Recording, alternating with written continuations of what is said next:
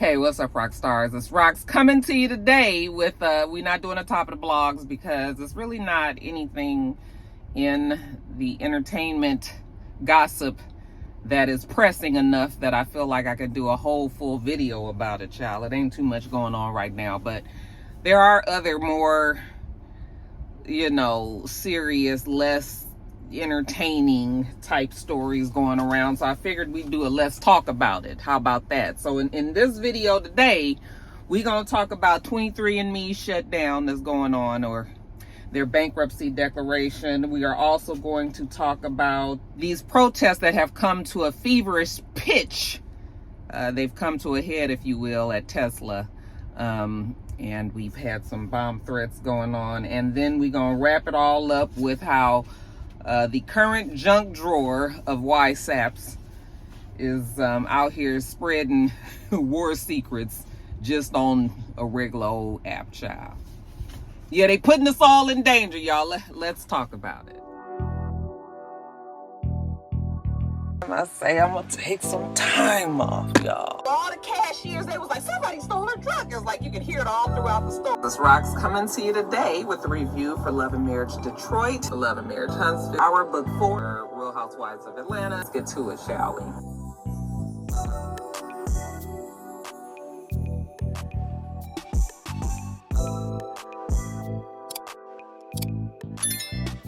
All right, you guys, first story up. So 23andMe. Many of you guys are familiar with 23andMe. There are many DNA companies now that will gather your genetic information to let you know if you have long lost relatives. It will let you know, exactly what your racial makeup, or should I say your what your heritage, what your makeup, your genetic makeup and your heritage, where you came from, if you will, the ancestors and whatnots. You're able to find that out. You're also able to find out what you are genetically predisposed,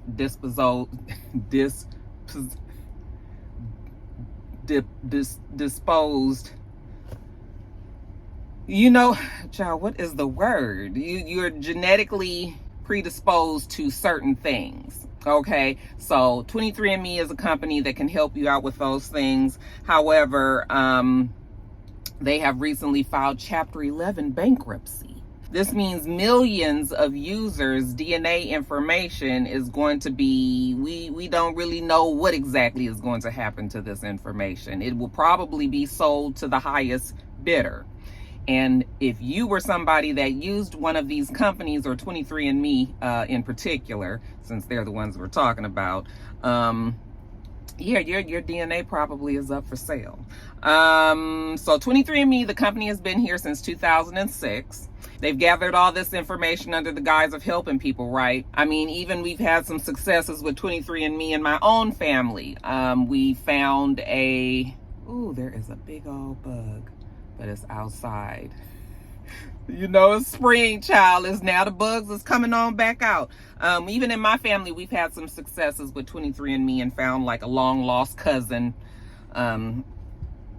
So it's actually worked for a lot of people. But this bankruptcy filing means that people don't have any say in where their DNA is going, and that's what the problem is. So there's a California Attorney General. His name is Rob Bonta. Apparently he has come out and he's trying to help people contact this company to let them know, what they want exactly to happen with their DNA. You basically want the company to destroy your DNA. Otherwise, if it goes out to like a third party, your DNA is just floating around out there. And some people ask the question, because even I was like, I don't want just the idea of knowing that my DNA is floating around. I wouldn't want that. However, how exactly can this affect me? I'm sure if I sat down and really, really thought about it, I could figure out ways that this could affect me, even in ways that you wouldn't even think so. But just off the top of my head, or just from reading different reports, your DNA can be subpoenaed by the court or by a lawyer that's trying some sort of case. If there's some question about who might be guilty or not guilty, or the person, the suspect, they can request your DNA or subpoena your DNA to test to see if this DNA comes up with these different criminals and things, and you just don't want people to have your information like that. Okay? You could be blamed for crimes that you did not commit. We just don't know what can happen with this DNA. I mean, it's a lot. The scariest part of all this is that with all of these DNA companies that did arise, there was no federal regulation to it. So the way that our DNA or our medical records is protected by HIPAA, the DNA that is gathered together is not regulated. And that's interesting because there's so much emphasis put on like making sure that people don't, speak on your medical, on where your medical standings unless you okay it. You don't have to share your medical information, your medical history. You don't have to share any of that type of information because, like I said, it's all protected under HIPAA.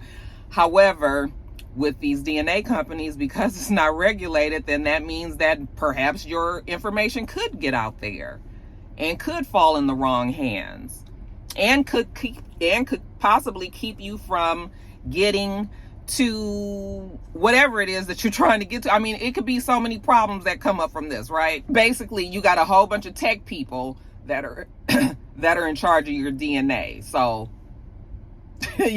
Timmy, who dropped out of college his junior year and got his dream job with some tech company and now is in charge of all of your DNA. Well, now the company is going out of business. The DNA is just free to go wherever it's going to go. And it's just, and they don't care because they don't have that oath. They didn't take the oath the same way that the medical doctors and people that work in that profession do. So, yeah, your DNA is just out there. And yeah, that was one of the reasons why I've always been intrigued by DNA, by these genetic companies. However, there's always been just something in me that's just like, no, I don't think I want my DNA out there like that. Never really had a reason why. It just didn't feel like that was something that was going to benefit me. And now we've got to this problem with this company who's going out of business, Chapter 11. Now, this is not the first time that 23andMe has had some issue. Back in 2023, they said a hacker gained access to the company's database, and close to half of the company's users were affected. So somewhere around 7 million people's DNA was compromised. And for example, that hacker had shared that they were able to identify all of the people with Ashkenaz Jewish heritage, ASHKENAZ, Ashkenaz Jewish heritage, a database of a list of people that might all be Jewish or might all be black or might all be, you can see how that would be an issue. So just an example on how people need to maybe be a little bit more protective of their DNA. So I guess this is really a learning lesson for everyone. You need to be very careful on what you do with your information, your personal information. While it is exciting to find out what your genetic makeup is and your, potential family members and all that, it's probably best to leave that to the medical professionals. And I don't know, but it is a little concerning that this whole thing is not regulated by some sort of medical, you would think that they would have some sort of medical lens on this, but just the fact of knowing that it's really just a whole bunch of techies that have your information that don't really care about it like that, very much of an eye opener. You guys have to let me know if you guys have experienced any successes with these genetic companies, maybe 23andMe in particular. Tell me what your experiences are with this, and then also let me know, did you get in touch with 23andMe?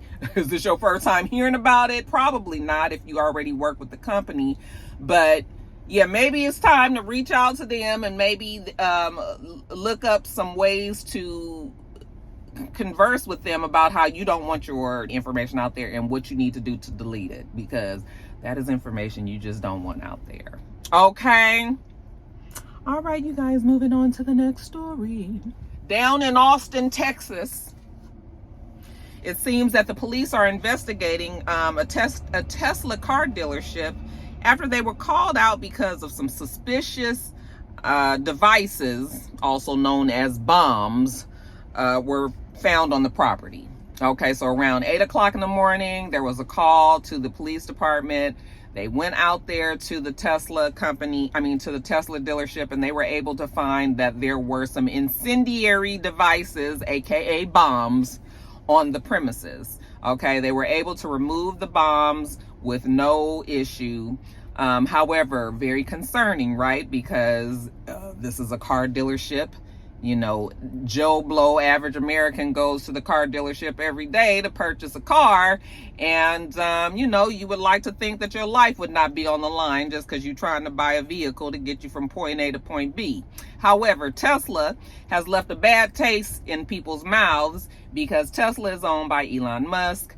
And Elon Musk is hated by many right now because of his newest position with WhatsApp's junk drawer. Now, he hasn't been voted in. He's not an elected official. However, he has been given the leadership, even though DOGE will say that he's not their leader. WhatsApp will say that. I'm inclined to go by what WhatsApp says. Okay.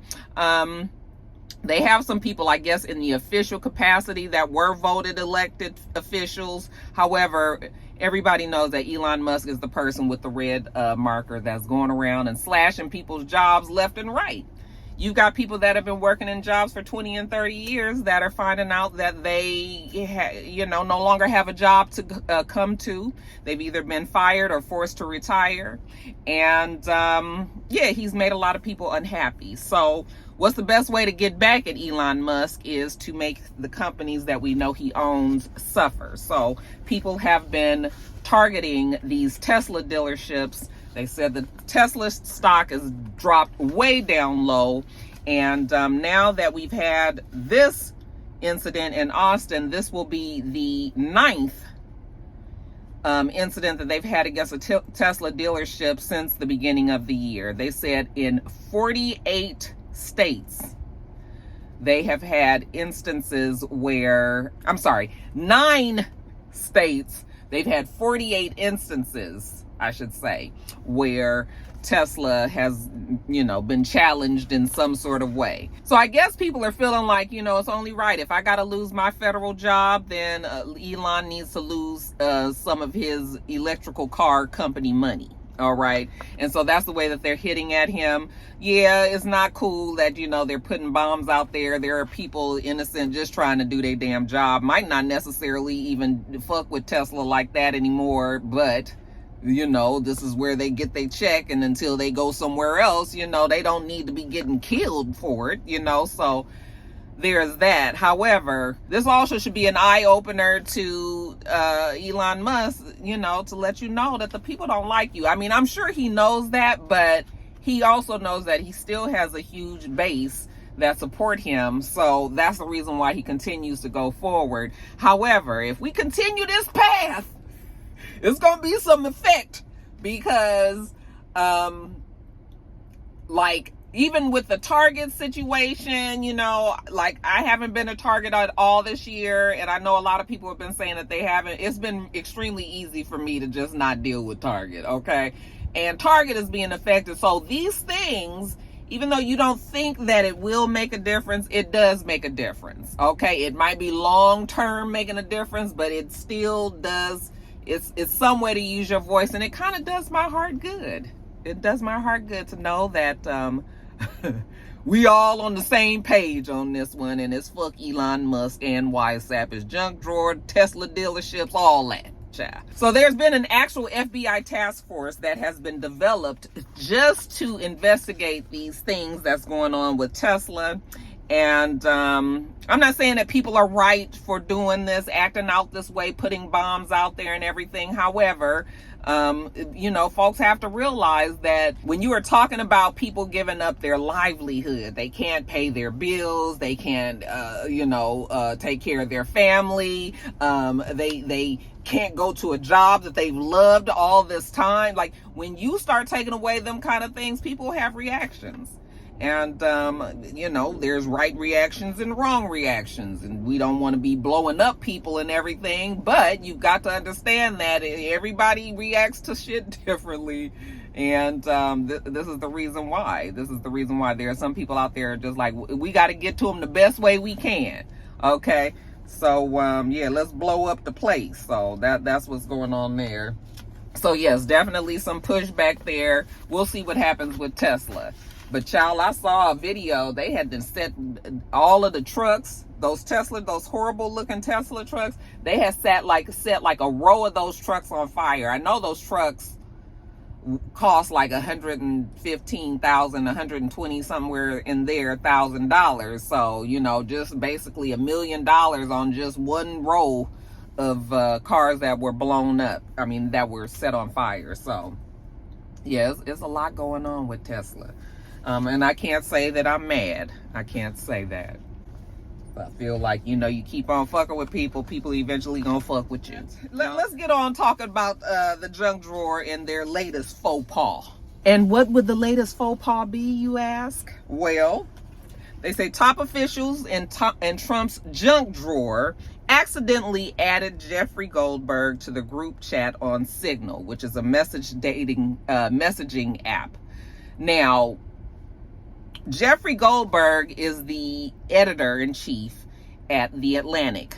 It's a journalistic newspaper, and he was accidentally added to this chat that was on Signal, and they say that he was added by Michael Waltz. Okay, in this group chat also was the vice president, the secretary of state, the director of national intelligence, okay, and a number of other people. They were all on this chat, and they basically were discussing planned strikes against the Houthis. Houthis? Is that how you say it? Houthis? Houthis?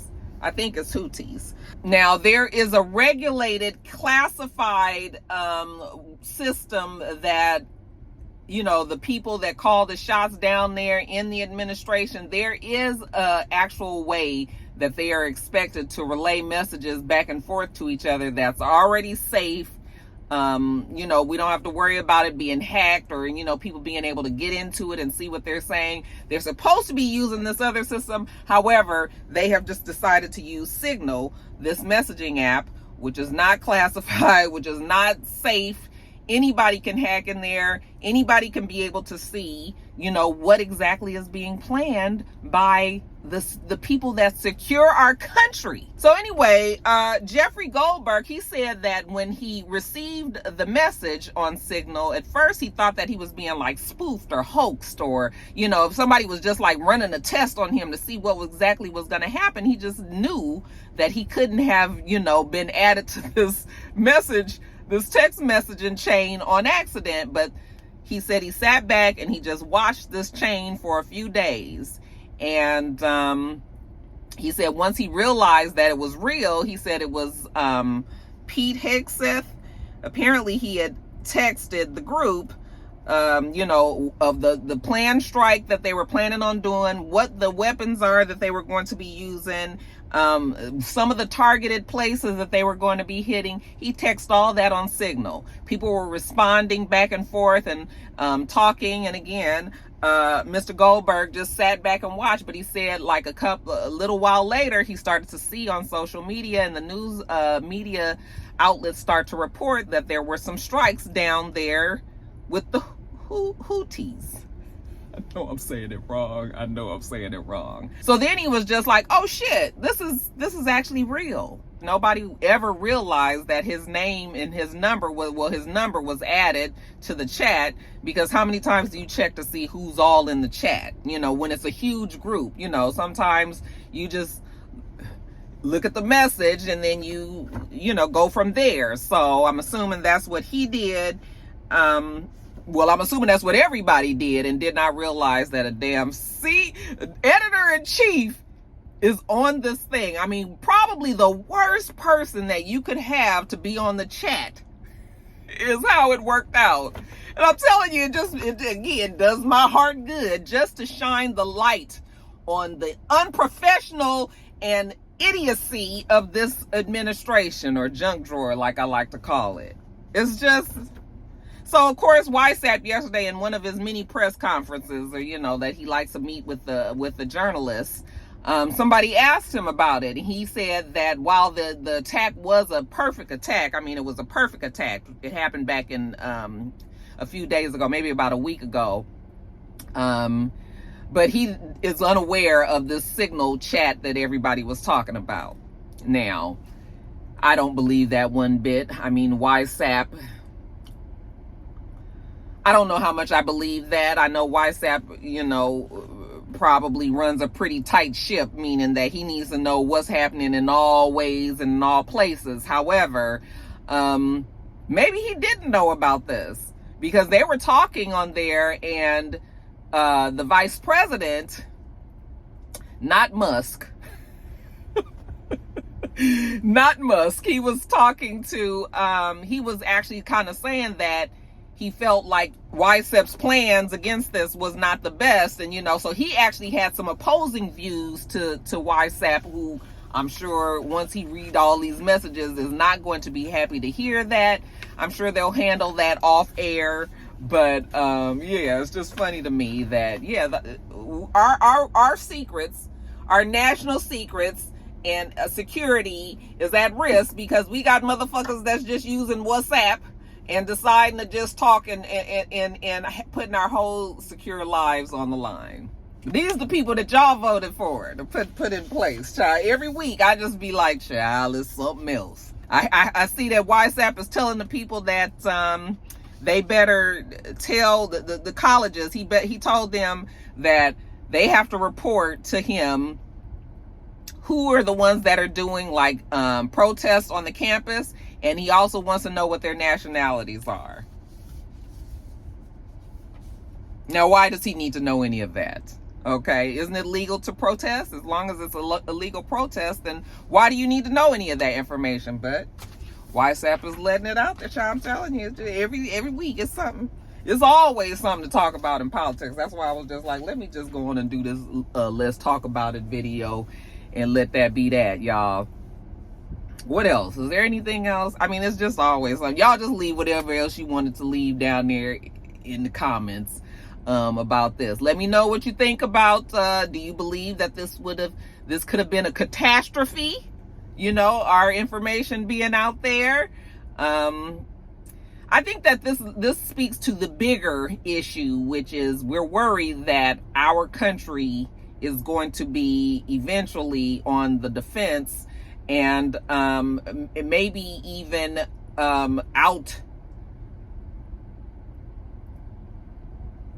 What is the word? Out fought out. I can't think of the word that I'm talking about, but maybe this is like we gonna be like on the defensive end of this whole thing, because maybe people might know our moves, we expecting them not to, and then they change up course because they already know what we're expected to do. You know what I'm saying? Shit is not cool, y'all. It's not cool. It's wild out there. But my stance is this. Shit gonna be fucked up for 4 years, you guys, and then whoever the next person is comes in there, we gonna pray that they got more sense than WhatsApp, and then hopefully they can fix and change back some of the shit. Some of the shit is going to cause problems for many years on to come. But other things, hopefully people will be able to just get in there and refix it and get people back, you know, right. Child, that's about all I got on that. Y'all let me know what you think about all the topics that we talked about today, and I'm gonna get on off of here. All right, y'all, that's it. We're gonna get on off of here. Make sure you thumbs up the video, comment, subscribe to the channel if you haven't already. I'm Roxanne. The channel is It's Rox, and everything else I do will be in the bottom bar. All right. So I hope that you have a wonderful, wonderful rest of your day, and I plan on doing the same. Till next time, Roxstars. Bye.